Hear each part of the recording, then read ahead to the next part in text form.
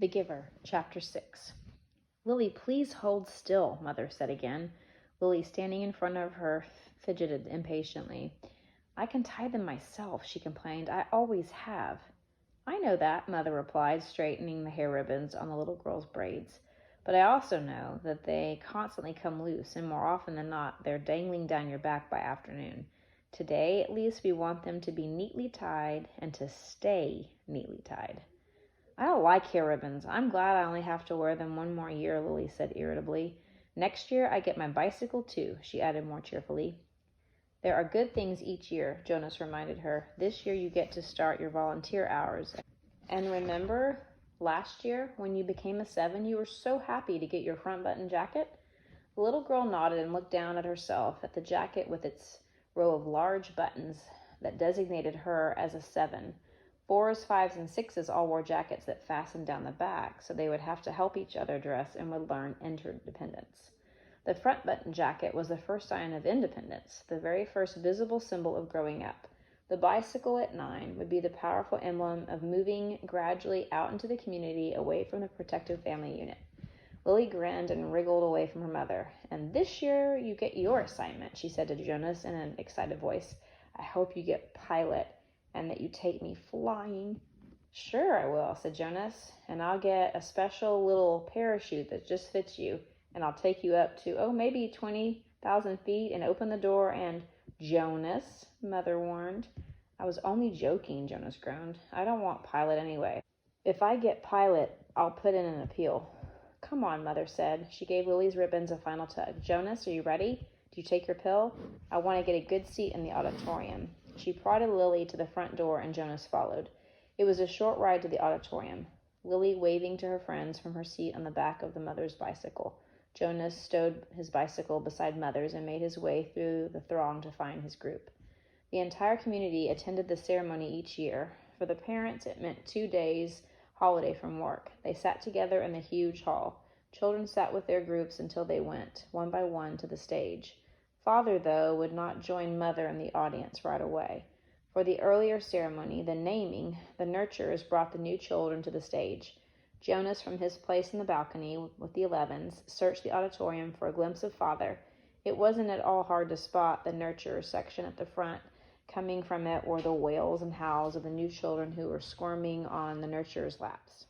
At every other public ceremony, the audience was silent and attentive, but once a year they all smiled indulgently at the commotion from the little ones waiting to receive their names and families. Jonas finally caught his father's eye and waved. Father grinned and waved back, then held up the hand of the new child on his lap, making it wave too. It wasn't Gabriel. Gabe was back at the nurturing center today, being cared for by the night crew. He had been given an unusual and special reprieve from the committee and granted an additional year of nurturing before his naming and placement. Father had gone before the committee with a plea on behalf of Gabriel, who had not yet gained the weight appropriate to the days of life, nor begun to sleep soundly enough at night to be placed with his family unit. Normally, such a new child would be labeled inadequate and released from the community. Instead, as a result of Father's plea, Gabriel had been labeled uncertain and given the additional year. He would continue to be nurtured at the center and would spend his nights with Jonas's family unit. Each family member, including Lily, had been required to sign a pledge that they would not become attached to this little temporary guest, and that they would relinquish him without protest or appeal when he was assigned to his own family unit at next year's ceremony. At least, Jonas thought, after Gabriel was placed next year, they would still see him often because he would be part of the community. If he were released, they would not see him again, ever. Those who were released, even as new children, were sent elsewhere and never returned to the community. Father had not had to release a single new child this year, so Gabriel would have represented a real failure and sadness. Even Jonas, though he didn't hover over the little one the way Lily and his father did, was glad that Gabe had not been released. The first ceremony began right on time, and Jonas watched as one after another each new child was given a name and handed by the nurturers to its new family unit. For some, it was a first child, but many came to the stage accompanied by another child beaming with pride to receive a little brother or sister, the way Jonas had when he was about to be a 5. Asher poked Jonas's arm. "Remember when we got Philippa?" he asked in a loud whisper. Jonas nodded. It had only been last year. Asher's parents had waited quite a long time before applying for a second child. Maybe, Jonas suspected, they had been so exhausted by Asher's lively foolishness that they had needed a little time. Two of their group, Fiona and another female named Thea, were missing temporarily, waiting with their parents to receive new children. But it was rare that there was such an age gap between children in a family unit. When her family ceremony was completed, Fiona took the seat that had been saved for her in the row ahead of Asher and Jonas. She turned and whispered to them, "He's cute, but I don't like his name very much." She made a face and giggled. Fiona's new brother had been named Bruno. It wasn't a great name, Jonas thought, like Gabriel, for example, but it was okay. The audience applause, which was enthusiastic at each naming, rose in an exuberant swell when one parental pair, glowing with pride, took a male new child and heard him named Caleb. This new Caleb was a replacement child. The couple had lost their first Caleb, a cheerful little 4. Loss of a child was very, very rare. The community was extraordinarily safe, each citizen watchful and protective of all children.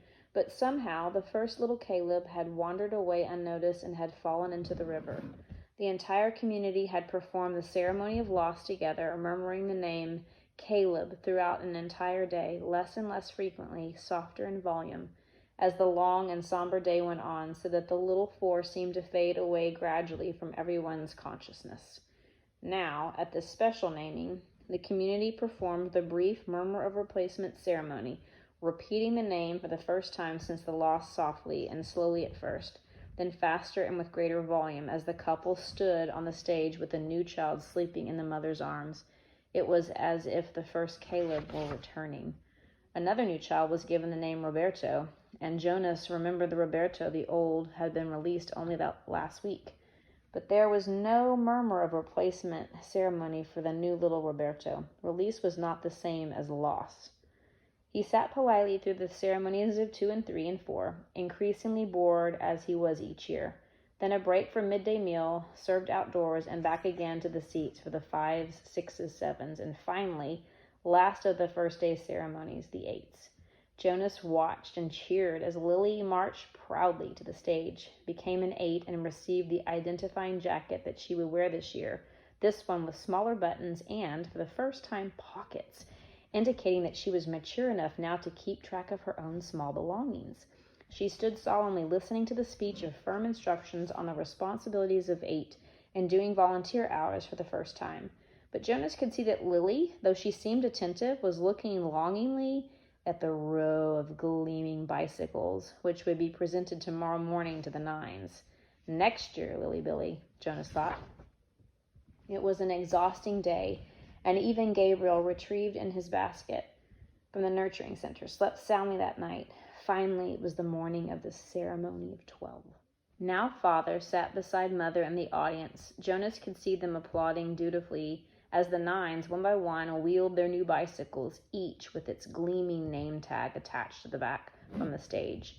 He knew that his parents cringed a little as he did when Fritz, who lived in the dwelling next door to theirs, received his bike and almost immediately bumped into the podium with it. Fritz was a very awkward child who had been summoned for chastisement again and again. His transgressions were small ones, always shoes on the wrong feet, schoolwork misplaced, failure to study adequately for a quiz. But each such error reflected negatively on his parents' guidance and infringed on the community's sense of order and success. Jonas and his family had not been looking forward to Fritz's bicycle, which they realized would probably too often be dropped on the front walk instead of wheeled neatly into its port. Finally, the 9s were all resettled in their seats, each having wheeled a bicycle outside where it would be waiting for its owner at the end of the day. Everyone always chuckled and made small jokes when the 9s rode home for the first time. "Want me to show you how to ride?" older friends would call. I know you've never been on a bike before, but invariably the grinning 9s, who in technical violation of the rule had been practicing secretly for weeks, would mount and ride off in perfect balance, training wheels never touching the ground. Then the 10s, Jonas never found the ceremony of 10 particularly interesting, only time-consuming, as each child's hair was snipped neatly into its distinguishing cut. Females lost their braids at 10, and males too relinquished their long childish hair and took on the more manly short style which exposed their ears. Laborers moved quickly to the stage with brooms and swept away the mounds of discarded hair. Jonas could see the parents of their new tens stir and murmur, and he knew that this evening in many dwellings they would be snipping and straightening the hastily done haircuts, trimming them into a neater line. 11s. It seemed a short time ago that Jonas had undergone the ceremony of 11, but he remembered that it was not one of the more interesting ones. By 11, one was only waiting to be 12. It was simply a marking of time with no meaningful changes. There was new clothing, different undergarments for the females whose bodies were beginning to change, and longer trousers for the males, with a specially shaped pocket for the small calculator they would use this year in school. But those were simply presented in wrapped packages without an accompanying speech. Break for midday meal. Jonas realized he was hungry. He and his group mates congregated by the tables in front of the auditorium and took their packaged food. Yesterday there had been merriment at lunch, a lot of teasing and energy, but today the group stood anxiously, separate from the other children. Jonas watched the new nines gravitate toward their waiting bicycles, each one admiring his or her name tag. He saw the tens stroking their new shortened hair, the females shaking their heads to feel the unaccustomed lightness without the heavy braids they had worn so long. I heard about a guy who was absolutely certain he was going to be assigned engineer, Asher muttered as they ate, and instead they gave him sanitation laborer. He went out the next day, jumped into the river, swam across, and joined the next community he came to. Nobody ever saw him again. Jonas laughed. Somebody made that story up, Ash, he said. My father said he heard that story when he was a 12. But Asher wasn't reassured. He was eyeing the river where it was visible behind the auditorium. I can't even swim very well, he said. My swimming instructor said that I don't have the right boyishness or something. Buoyancy, Jonas corrected him. Whatever, I don't have it. I sink. Anyway, Jonas pointed out, have you ever once known of anyone, I mean really known for sure, Asher, not just heard a story about it, who joined another community? No, Asher admitted reluctantly. But you can. It says so in the rules. If you don't fit in, you can apply for elsewhere and be released. Mother says that once, about 10 years ago, someone applied and was gone the next day. Then he chuckled. She told me that because I was driving her crazy, she threatened to apply for elsewhere. She was joking. I know, but it was true what she said, that someone did that once. She said that it was really true. Here today and gone tomorrow, never seen again, not even a ceremony of release. Jonas shrugged. It didn't worry him. How could someone not fit in? The community was so meticulously ordered, the choices so carefully made. Even the matching of spouses was given such weighty consideration that sometimes an adult who applied to receive a spouse waited months or even years before a match was approved and announced.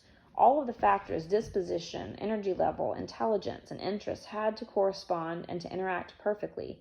Jonas's mother, for example, had higher intelligence than his father, but his father had a calmer disposition. They balanced each other. Their match, which is like all matches, had been monitored by the Committee of Elders for 3 years before they could apply for children, had always been a successful one. Like the matching of spouses and the naming and placement of new children, the assignments were scrupulously thought through by the Committee of Elders.